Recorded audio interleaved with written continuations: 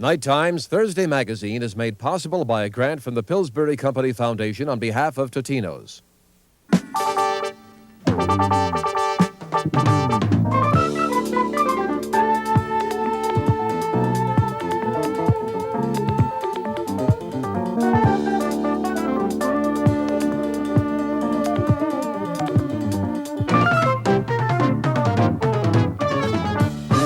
Live from the Twin Cities, this is Night Times Magazine with Gary Gilson. Good evening. On tonight's program, we visit former Channel 5 anchorman Ron Majors in Chicago. That's where he went to work when he quit KSTP, and he talks here for the first time about why he quit. Next, another story about quitting, this time the coffee habit. Joining me in the studio will be the author of a book that tells you how and why you should kick coffee. And then it's on to the Orpheum Theater in Minneapolis for a conversation with James Earl Jones, the distinguished actor who's here this week playing Othello. I really enjoyed being with him, and I think you will too. First, let's go to Chicago. Producer Bill Handley found Ron Majors there working for the NBC television station WMAQ. When Majors quit KSTP last summer, his contract with that station kept him from going to any other station here in the Twin Cities, and that stipulation holds for 1 full year. Whenever I hear people talk about Ron Majors, I hear them saying they like him because he's real, serious-minded, not plastic. In other words, in the TV news business, a rare bird. The question is, will he come back to the nest? You remember Ron Majors? Sure you do. He used to work for this station.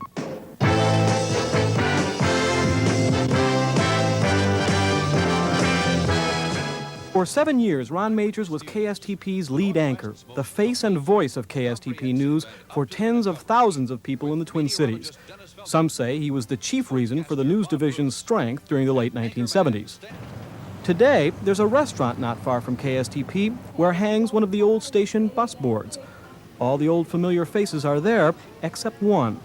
Someone has tried to blot his face right off the ad.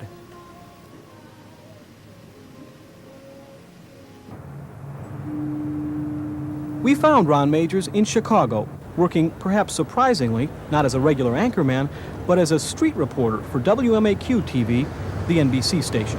Is there life after KSTP? Is there? Yeah. What is it for you? It's very enjoyable. Very enjoyable, not regularly anchoring newscasts. It's enjoyable being on the street again. It's enjoyable doing some of the stuff that I originally thought was fun when I got into the business. Mm-hmm. It's enjoyable going to restaurants, having people point at you. 3, 2, 1. So all of the talking is done. Each side has had its say, and every day is different, and every day is a challenge. Anchoring is not a difficult job. You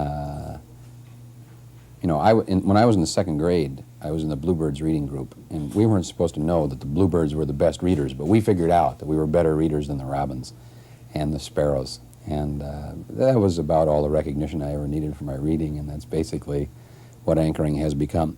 For right now, it's a wonderful break not to be doing it, and it's very challenging to do the street work.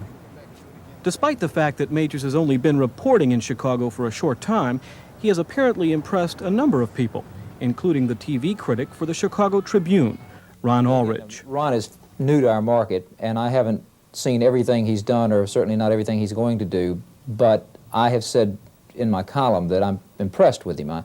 He seems to have a kind of a no-nonsense approach. He seems to not let his own personality get in the way of delivering the news.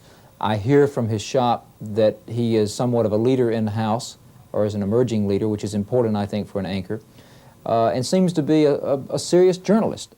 It's clear from what Ulrich and others are saying that Ron Majors won't stay a street reporter for long. More about that later. But for now, Majors seems honestly to be enjoying his work in Chicago. On this day, however, he did seem to be having a bit of a hard time finding his way around. Oh, go ahead. Having any difficulty finding your way around Chicago, Ron? No, it's no problem at all. Seriously, it's not. I know this building like the back of my hand. I like living in Chicago. Urban centers are very dynamic places. I think in places like New York and LA and Chicago, several other places, decisions are being made that are going to determine whether the American system of cities will survive. And there are upheavals in the social order in our country, and you get to cover them here. Minneapolis, St. Paul is relatively placid in those terms, and it's a wonderful place to live. But in terms of covering the news, it's not the mainstream of what's happening in America.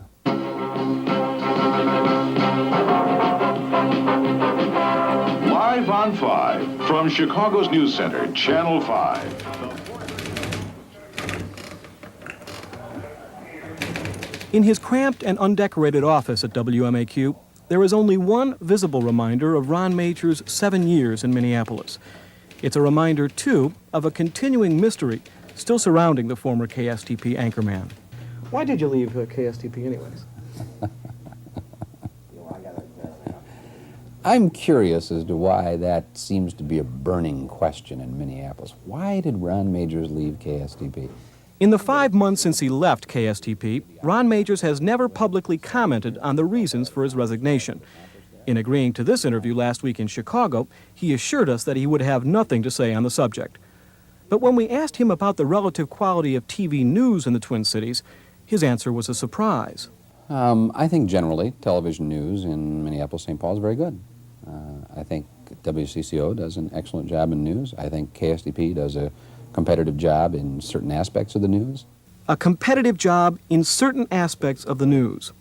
Why such faint praise from a man who for so many years was KSTP news in the eyes of so many of us?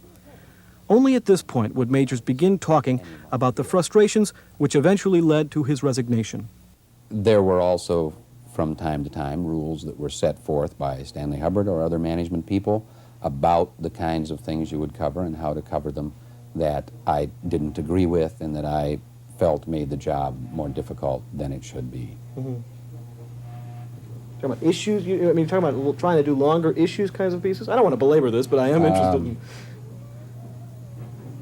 During the newspaper strike in Minneapolis, for example, Mr. S.E. Hubbard issued an edict that we would not do any stories on the newspaper strike. That is the kind of attitude that I feel handcuffs a news department and doesn't allow them to do a good job. Okay. And you perceive that was because it was not a particularly good television story? No, I grant the Hubbards the right to do whatever they want with their television station. They own it. Mm-hmm. They can make that decision. I don't like that kind of decision. So if I don't like that kind of decision, I better remove myself from it. It didn't seem to be a decision based on how difficult the story was to do. It seemed to me to be just a whim because Mr. Hubbard doesn't particularly like the newspapers that we shouldn't give them, in his words, free publicity about their strike. Contacted in Hong Kong this week, Stanley S. Hubbard said that Major's charges were untrue. From Miami Beach, Stanley E. Hubbard called them a damned lie. From Chicago's News Center. As we said earlier, Ron Majors has met with such great success in Chicago that it appears he won't be staying as a mere street reporter for long. Already, he anchors WMAQ's Late Sunday News, and according to the critics, the word is that he has an even brighter future ahead of him in Chicago. Well, the word is, and nobody's admitting it, of course, is that Majors came here to be a major anchor, and in Chicago, that's a 10 o'clock anchor job. His station is a decided number 3 at 10 o'clock, and that is the most important anchor job in Chicago. I think what the station wants to do is season Majors, give him more street experience in Chicago, move him in as they've already done into some backup anchor work, and then see how that's going before making a decision on where to go next with him. Although it's clear that Ron Majors looks forward to additional anchor responsibilities in Chicago, he still has misgivings about the role of consultants and formulas in the future of TV news. I said a long time ago, if somebody had some success with a left-handed monkey reading the news, we'd all be out of work and it'd all be left-handed monkeys. Television sees a formula and then runs it in the ground. Rich Samuels joins us now for part 1 of High Crimes with an overall look at who's getting rich off the drug users. Rich? Ron, last year the illicit drug business... Doesn't it strike you odd that I claim as a result of the influence of consultants, you go from Topeka to Peoria to San Francisco to Great Falls, Montana, and all those television newscasts are going to look a little bit alike. That says to me that the very system itself is constraining what we do. People are not breaking new ground. They don't look radically different from one another. And I feel very sad for our business about that. Anything else you'd like to say to the people of Minneapolis and St. Paul who are yearning for you to return? I really appreciate that. I had a wonderful success in Minneapolis, St. Paul. I met some wonderful people, lifelong friendships, I hope, that will be maintained. And it's sad for me when I talk about it, because in terms of leaving an area, I didn't want to leave the area. Well, this is your last chance. You're sure you won't return? You never close any doors. See, the first rule in this business is you talk to everybody. And you never burn any bridges? Well, you try not to. Some of them get singed a little.